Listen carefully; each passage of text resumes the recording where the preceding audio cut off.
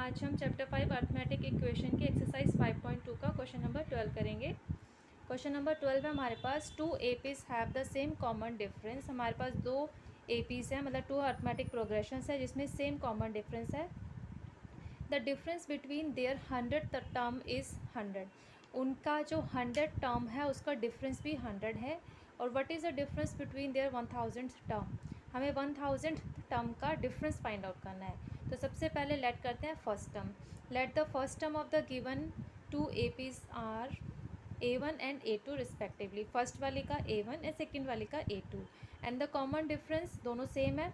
And the common difference of their these APs will be D, क्योंकि दोनों का same है तो हम D लेंगे common difference. For first A P A N equals to A plus N minus one into D होता है, तो A 100 इक्वल्स टू जाएगा A1 plus 100 minus one into D. It means 100 A1 equals to 100 minus one करके 99 D। A 1000 equals to A1 plus 1000 minus one into D. A1 plus 999 D। अब for second A P के लिए same रहेगा, बस A1 की जगह हम A2 रखेंगे। तो A 100 टर्म हो जाएगी हमारी A2 plus 100 minus one into D. A2 plus 99 D। A 1000 equals हो जाएगा A2 plus 1000 minus one into D. A2 प्लस 999 D। अब according to question difference between 100 term of these APs equals to 100. Therefore A1 plus 99D minus A2 plus 99D equals to है हमारे पास 100। Bracket open करेंगे। A1 plus 99D minus A2 minus 99D equals to 100। 99D से 99D cancel हो जाएगा, बचेगा A1 minus A2 equals to 100। That is equation first. अब हमारे पास हमें फाइंड आउट क्या करना था, difference between 1000 term of these AP। इन दोनों एपीज में 1000 टर्म का हमें डिफरेंस निकालना है। It means A1 plus 999D minus A2 plus 999D। Bracket open करेंगे तो A2 माइनस हो जाएगा, 999D भी माइनस हो जाएगा, तो ये हमारा कैंसिल हो गया, बचेगा A2 minus A1। From equation first the difference A2 minus A1 हमारे पास कितना था, 100। तो hence difference between 1000 term of these AP will be 100, यानी कि 1000 टर्म का भी डिफरेंस हमारा 100 ही निकला है। अब नेक्स्ट क्वेश्चन है हमारे पास, how many 3 digit numbers are divisible by 7। हमारे पास 3 डिजिट नंबर जो है वो 7 से डिविजिबल कितनी बार होगी, ठीक है। तो सबसे पहले हमें इसमें लेट करना पड़ेगा least first 3 digit that is divisible by 7। 105। आपको पता है 3 डिजिट नंबर हमारा 100 से स्टार्ट होता है, तो 100 इज़ नॉट डिविजिबल बाय 7। 101 2 3 4 तक हमारा जो डिजिट है वो कोई भी हमारा 107 से डिविजिबल नहीं होगा। तो फर्स्ट हमारा डिविजिबल नंबर 7 से है 105। तो नेक्स्ट नंबर क्या हो जाएगा, 7 ऐड कर देंगे क्योंकि डिविजिबिलिटी हमें 7 से देखनी है। तो 105 प्लस 7 112। तो हमारी जो AP बनेगी वो बनेगी 105 112 119 and so on. All 3 digit numbers that are divisible by 7 and therefore all these are term of an AP। क्योंकि सारे नंबर जो हमारे 3 डिजिट नंबर है इसलिए ये हमारी AP की टर्म होगी। हैविंग फर्स्ट टर्म, जिसमें फर्स्ट टर्म हमारा है 105 and common difference is 7। The maximum possible 3 digit numbers is 999, क्योंकि हमारा लास्ट डिजिट 3 डिजिट नंबर होगा 999। अब जब हम इसमें इसको सॉल्व करेंगे तो when we divide it by 7, क्योंकि डिविजिबिलिटी हमें 7 देखनी है, हमारा रिमाइंडर बचेगा 5। देखिए यहाँ पे इसको हमने डिवाइड करा तो रिमाइंडर हमारा बचा है 5। तो when we divide 999 the remainder will be 5। तो क्लियरली 999 जो हमारी 3 डिजिट नंबर उसमें से हम 5 डिडक्ट करेंगे, that is 994 is the maximum possible 3 digit number that is divisible by 7, यानी कि ये हमारा लास्ट होगा जो डिविजिबल होगा 7 से। अब हमारी अर्थमेटिक प्रोग्रेशन हमने बना ली है। अब आगे आता है इसमें, the AP is as follows 105 112 119 और last term is 994। Let 994 be the nth term of this AP. So A equals to 5, D equals to 7 or AN equals to 994 and we have to find out the value of N. Means nth term we have to find. तो AN equals to A plus N minus 1 into D। 994 AN की value रखेंगे, A की 105 plus N minus 1, D हो गया हमारा 7। 105 इधर ले जाएंगे, 994 minus 105 equals to N minus 1 into 7, minus करके 889, 7 से डिवाइड करके 127। n इक्वल्स टू 127 प्लस 1 इधर आ जाएगा, प्लस करके हमारा आ गया 128। Hence there are 128 three digit numbers that are divisible by 7, यानी कि 7 से डिविजिबल होने वाले हमारे पास 128 नंबर है जो थ्री डिजिट फॉर्म करते हैं। अब नेक्स्ट है question number 14, how many multiples of 4 lie between 10 and 250। 4 के मल्टीपल्स हमें बताने हैं, कितने मल्टीपल्स ऑफ 4 है हमारे पास 10 और 250 के बीच में। तो first multiple of 4 that is greater than 10 is 12, क्योंकि सब 10 के बाद हमारा 10 डिविजिबल नहीं है 4 से, मल्टीपल नहीं है, और 11 भी नहीं है, तो 4 का मल्टीपल हमारा आता है 10 के बाद 12। नेक्स्ट विल बी 16, तो 12, 16, 20, 24 and so on. All these are divisible by 4 and therefore all these are term of an AP with first term as 12 and common difference as 4। when we divide 250 by 4, क्योंकि हमारे पास जो हमें बताना है वो 250 तक बताना है, तो when we divide 250 by 4 the remainder will be 2। Reminder हमारा बचेगा 2। देखिए यहाँ पे 6 से करा 24 आया, फिर 2 से करेंगे तो 10 में से 2 माइनस करके हमारे पास रिमाइंडर आ गया 2। तो 250 में से 2 डिडक्ट करेंगे जो हमारा रिमाइंडर आया, तो ये आएगा माइनस करके 248। तो let 248 be the n term of this AP। तो A 12 हो गया, D 4 हो गया, AN हो गया 240 और N हमें निकालना है। AN equals to A plus N minus 1 into D. AN की जगह 248, A की जगह 12, N minus 1 as it is, D की जगह 4। ये इधर जाके माइनस का हो जाएगा 248 minus 12 equals to N minus 1 into 4। Minus करके 236, 4 से डिवाइड करके 59, n equals to 59 plus 1 equals to 60।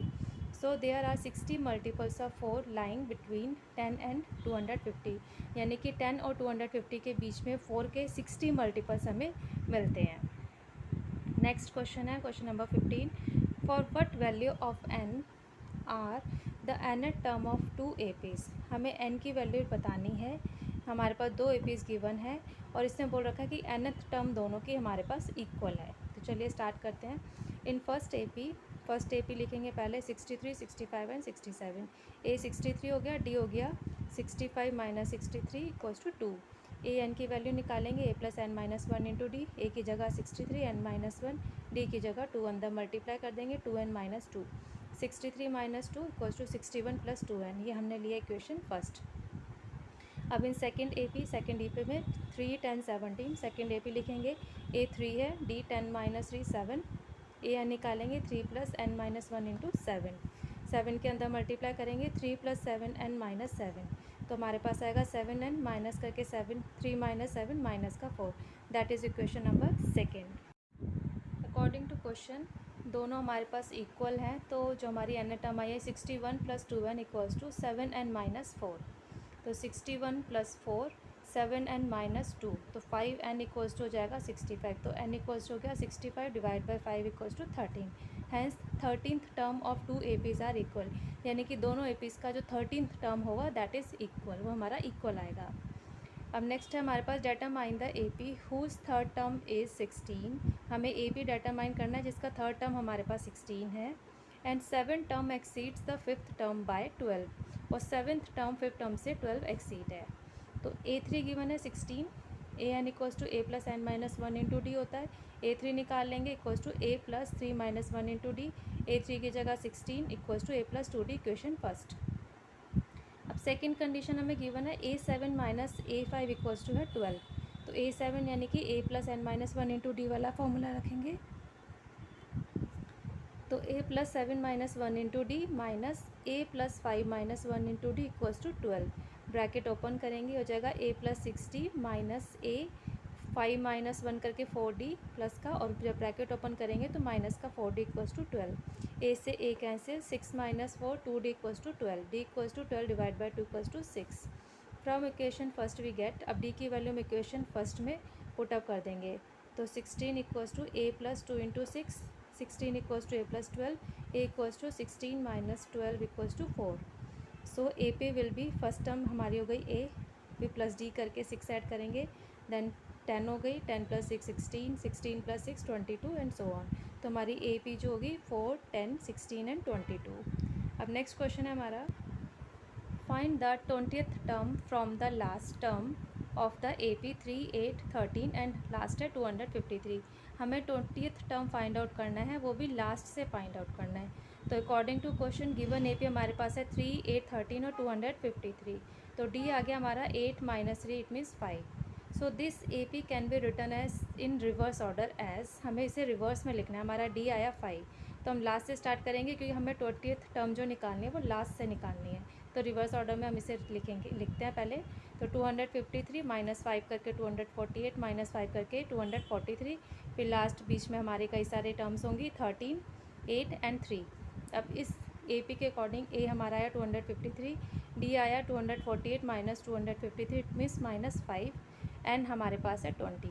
तो A20 हमें निकालना है क्योंकि लास्ट से 20th टर्म फाइंड आउट करनी है। A + 20 - 1 into D। A की जगह 253, 20 - 1 90, D की जगह -5। 253 - 95, इट मीन्स ये माइनस करके हमारे पास आ गया 158। तो hence 20th term from the last term of the given AP is 158।